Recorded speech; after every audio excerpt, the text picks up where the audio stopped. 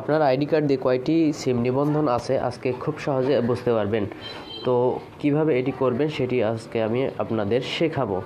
তো প্রথমে চলে যাব ডায়াল প্যাডে চলে যান, আপনারা সবাই ডায়াল প্যাডে চলে যাবেন। ডায়াল প্যাডে চলে যেয়ে লিখবেন *16001#, তারপর ডায়াল করে দিন আপনার যে সিমে ডায়াল করে দিন। ডায়াল করে দেওয়ার পরে দেখতে পাবেন, ডায়াল করে দেওয়ার পরে এখানে দেখতে পাচ্ছেন, এখানে চাচ্ছে হলো আপনাদের যে আইডি কার্ড বা আমাদের আইডি কার্ডের শেষের 4টা ডিজিট এখানে দিতে বলতেছে। তা আমি আমার আইডি কার্ডের শেষের 4টা ডিজিট আমি দিয়ে দিব। দেখতে পাচ্ছেন আমি শেষের 4টা ডিজিট, আমার আইডি কার্ডের শেষের 4টা ডিজিট হচ্ছে 1740। তো আমি 1740 দিয়ে দিলাম।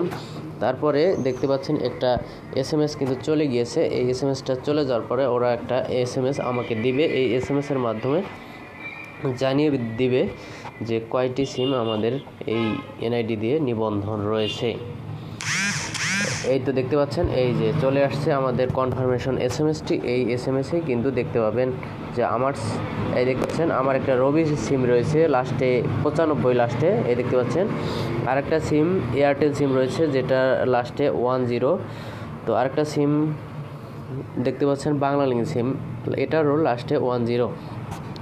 মাঝখানের 5টি সংখ্যা সাধারণত হাইড করা থাকে এবং প্রথমের 3টা সংখ্যা এবং লাস্টের 3টা সংখ্যা দেখাবে, এটি কিন্তু দেখাবে।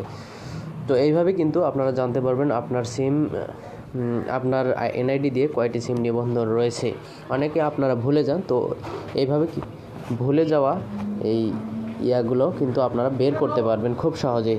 তো এই হচ্ছে আজকের ভিডিওটি যদি ভালো লাগে অবশ্যই চ্যানেলটি সাবস্ক্রাইব করে এবং ভিডিওতে একটি লাইক দিয়ে আমাদের পাশে থাকবেন। ধন্যবাদ সবাইকে।